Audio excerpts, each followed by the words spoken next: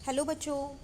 आज मैं आपको एक नया चैप्टर शुरू करवाऊंगी। चैप्टर का नाम है डेटा हैंडलिंग, चैप्टर नंबर 21। ये आपका लास्ट चैप्टर है, फिर आपका कोर्स कंप्लीट हो जाएगा। ठीक है, चलिए देखते हैं डेटा हैंडलिंग में हमें करना क्या है। देखो नाम ही बता रहा है डेटा को हैंडल करना, मतलब कि इसमें हम पता है क्या करते हैं, डेटा को अलग अलग फॉर्म में रिप्रेजेंट करते हैं। जैसे कि पिक्चोग्राफ हो गया, बार ग्राफ हो गया। अभी आपके में सारे तो नहीं है, ऐसे हम पाई चार्ट में भी कर सकते हैं, हिस्टोग्राम में भी कर सकते हैं, पर ये चीज़ें आपके पास इस साल नहीं है, नेक्स्ट ईयर मिलेंगे आपको ये। ठीक है, तो अब हम देखते हैं हम इस चैप्टर में क्या करने वाले हैं। तो जैसे आप नाम यहाँ देख रहे हो पिक्चोग्राफ, पिक्चोग्राफ का मतलब पता है क्या होता है। पिक्चोग्राफ का मतलब होता है जो आपका डेटा है ना, उसको आप पिक्चर के फॉर्म में रिप्रेजेंट कर दो। इससे क्या होता है कि जो हम बड़े से बड़ा डेटा होता है ना, उसको बहुत शॉर्ट करके दिखा सकते हैं, और उस डेटा को हम समझ भी पाते हैं कि ये डेटा है किस चीज़ का।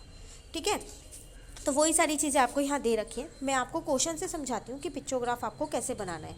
जो आपकी एक्सरसाइज 12.1 है ना, उसमें आपको पिक्चोग्राफ ही बनाना है। ठीक है, देखो जैसा कि आप यहाँ देख रहे हो, the following table show the daily production of computer in factory during a week. आपको जो ये टेबल दे रखी है ना, ये क्या शो कर रही है कि एक फैक्ट्री है जिसमें कंप्यूटर बनते हैं। ठीक है, तो किस दिन कितने बनते हैं। जैसे अगर हम देखें तो मंडे को कितने कंप्यूटर बनते हैं, 270, ट्यूसडे को 300, वेडनेसडे को 240, थर्सडे को 450, फ्राइडे को 600, सैटरडे को 540। इतने कंप्यूटर्स बनते हैं हर दिन। ठीक है, अब आपको करना क्या है इस क्वेश्चन के अंदर, वो भी देख लेते हैं।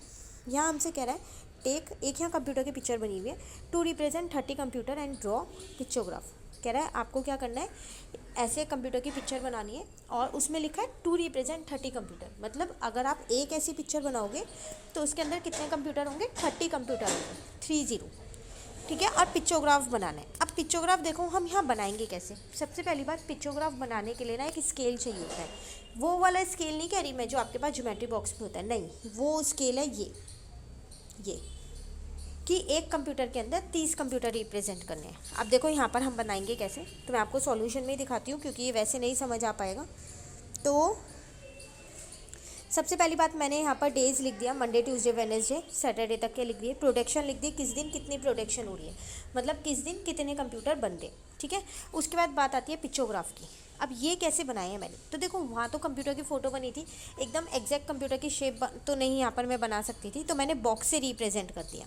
मुझको कह रहा था कि एक कंप्यूटर के अंदर 30 कंप्यूटर होंगे, तो कैसे पता चलेगा कि मंडे वाले में कितनी पिक्चर बनानी है, ट्यूसडे में कितनी बनानी है, वेडनेसडे में कितनी बनानी है, ये कैसे पता चलेगा।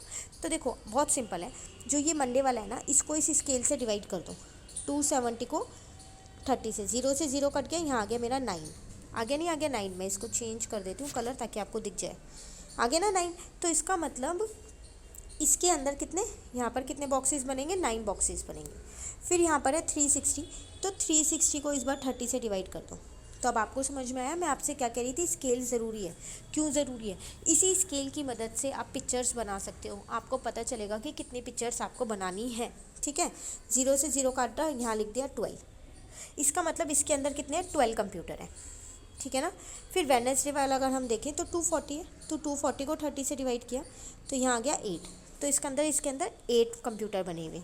ठीक है, ऐसे 450 को डिवाइड किया आपने, फिर 600 को डिवाइड किया, फिर 540 को डिवाइड किया, सबको डिवाइड किया, जितना आंसर आया उतनी पिक्चर्स आपने यहाँ पर ड्रॉ कर दी, और ये बन गया आपका पिक्चोग्राफ। पिक्चोग्राफ फिर बोल रही हूँ इस स्केल के बिना इनकम्प्लीट है। जब तक आप ये स्केल नीचे लिखोगे नहीं कि आपने एक बॉक्स में या एक कंप्यूटर में कितने कंप्यूटर रिप्रेजेंट किए, तो तब तक वो पिक्चोग्राफ इनकम्प्लीट रहेगा।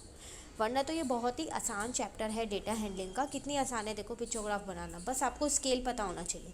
और अगर स्केल नहीं भी दिया ना तो हम खुद से भी ले सकते हैं, ज़रूरी नहीं है हर बार क्वेश्चन में स्केल देगा, कई बार हम खुद से ले लेंगे नहीं देगा तो। जैसे कि अगर आप देखो ना, तो आपका क्वेश्चन नंबर 2 यही है। देखो यहाँ लिखा है आपके पास, एक मिनट, यहाँ लिखा है आपके पास, there are 65 students in class first, 80 students in class second, 55 student in class third, 60 student in class fourth, 45 student in class fifth. आपको हर क्लास के नंबर ऑफ़ स्टूडेंट्स बता रखे हैं कितने कितने हैं। अब आपसे कह रहा है by taking the proper scale, आपसे कह रहा है by taking the proper scale, मतलब अब ये स्केल आपको खुद से लेना है। ठीक है, आपको क्या करना है, पिक्चोग्राफ बनाना है। तो देखो यहाँ पर आपको टेबल की फॉर्म में तो कोई डेटा दे ही नहीं रखा, कोई बात नहीं, टेबल हम बना लेते हैं। तो मैंने यहाँ पर क्या किया, देखो टेबल बना दी। यहाँ पर मैंने लिख दिया क्लासेस, ये रही मेरी क्लासेस, और यहाँ लिख दिया मैंने नंबर ऑफ़ स्टूडेंट्स। क्लास 1 में मुझे इतने दिए थे, 2 में इतने, 3 में इतने, 4 में इतने, 5 में इतने, हर क्लास के नंबर ऑफ़ स्टूडेंट्स भी लिख दी। अब यहाँ स्केल तो दिया नहीं है, तो मैंने खुद से ले लिया कि 1 स्माइली के अंदर 5 स्टूडेंट्स है, ये मैंने खुद से लिया है। आप चाहो तो 10 भी ले सकते हो और आप चाहो तो 15 भी ले सकते हो। स्केल आप अपनी मर्ज़ी से ले सकते हो, पर जो स्केल आप एक बार ले लोगे उसके बाद उसे ही यूज़ करोगे उस पूरे क्वेश्चन में, ठीक है। तो अब ये पिक्चोग्राफ बनेगा कैसे, तो देखो 65 है ना, अब क्या करूँगी 65 को 5 से डिवाइड कर दूँगी तो मेरा आंसर आ जाएगा 13। तो यहाँ मैंने 13 स्माइली बना दी। ऐसे अगले केस में क्या करूँगी 80 को 5 से डिवाइड कर दूँगी तो यहाँ पर बना दूँगी। फिर क्या करूँगी 55 को 5 से डिवाइड कर दूँगी तो यहाँ बना दूँगी। फिर 60 को 5 से डिवाइड कर दूँगी तो यहाँ बना दूँगी। और 45 को 5 से डिवाइड कर दूँगी, 9 आएगा तो 9 स्माइली यहाँ। और नीचे मैंने लिख दिया स्पेशली कि 1 स्माइली के अंदर 5 स्टूडेंट्स हैं। तो ये बन गया मेरा पिक्चोग्राफ।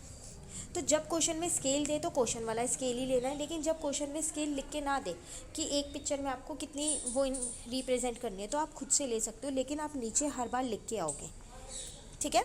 चलिए अब क्वेश्चन नंबर 3 आप खुद कीजिएगा। क्वेश्चन नंबर 4 और देख लेते हैं।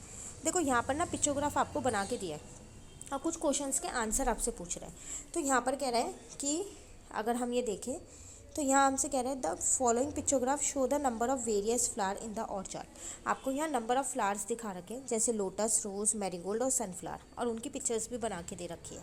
अब कह रहा है ईच फ्लावर रिप्रेजेंट 50 फ्लावर। इसका मतलब इस एक फ्लावर के अंदर कितने फ्लावर हैं 50 है।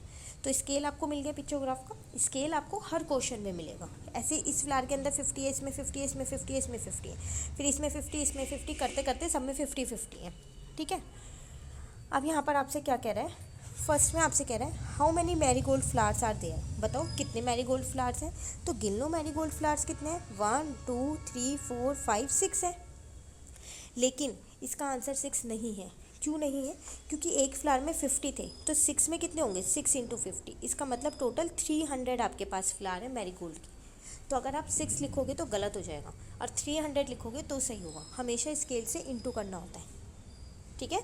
उसके बाद है आपके पास second, how many lotus flowers are there. तो बताओ अब लोटस फ्लावर कितने हैं, तो कैसे निकालेंगे यहाँ पर हम लोटस फ्लावर। तो देखो कितने हैं 1 2 3 4 5, तो 5 × 50 कर दो, क्योंकि एक के अंदर तो 50 है ना। तो 5 × 50 किया तो 250 मुझे पता चल गया मेरे लोटस फ्लावर है उस ऑर्चार्ड में, ठीक है। थर्ड देखते हैं, कह रहा है हाउ मेनी रोज़ फ्लावर। अब बताओ कि रोज़ फ्लावर कितने हैं, तो गिन लो कितने हैं रोज़ फ्लावर। तो वहाँ अगर हम यहाँ गिने 1 2 3 4 5 6 7 8 9 10 है, तो 10 × 50 कर देंगे तो 500। इसका मतलब उस ऑर्चार्ड में रोज़ फ्लावर कितने हैं 500 है, ठीक है।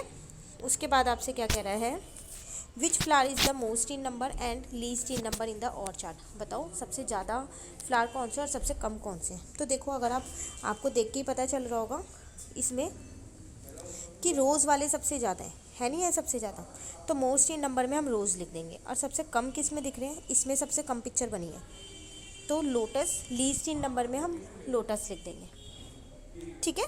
चलिए आगे बढ़ते हैं। यहाँ पर हमसे क्या कह रहे हैं, लास्ट है what is the total number of flower. Total कितने फ्लावर्स हैं वो भी बताओ। तो देखो आप क्या करो, जितनी पिक्चर्स बनी है सबको काउंट कर लो। जैसे 1 2 3 4 5 6 7 8 9 10 11 12 13 14 15 16 17 18 19 20 21 22 23 24 25 26 27 28, तो 28 है। तो लेकिन एक में तो 50 थे ना, तो 28 को 50 से इंटू कर दो तो आपको पता चल जाएगा कि आपके ऑर्चार्ड में टोटल कितने फ्लावर्स हैं, ठीक है ना। तो ये था क्वेश्चन जब आपको पिक्चोग्राफ दिया हुआ होगा और आपको क्वेश्चंस के आंसर देने होंगे। और ऊपर के 3 क्वेश्चंस ऐसे हैं जिसमें आपको पिक्चोग्राफ खुद बनाना है, ठीक है। तो ये छोटी सी एक्सरसाइज थी हमारी, कंप्लीट हो गई। अब एक्सरसाइज मैं कॉपी वर्क दिखा दूँ एक बार आपको जल्दी से। ये रहा आपका क्वेश्चन नंबर 1, क्वेश्चन नंबर 2 और क्वेश्चन 4, ठीक है। अब नेक्स्ट एक्सरसाइज नेक्स्ट क्लास में करेंगे। Thank you.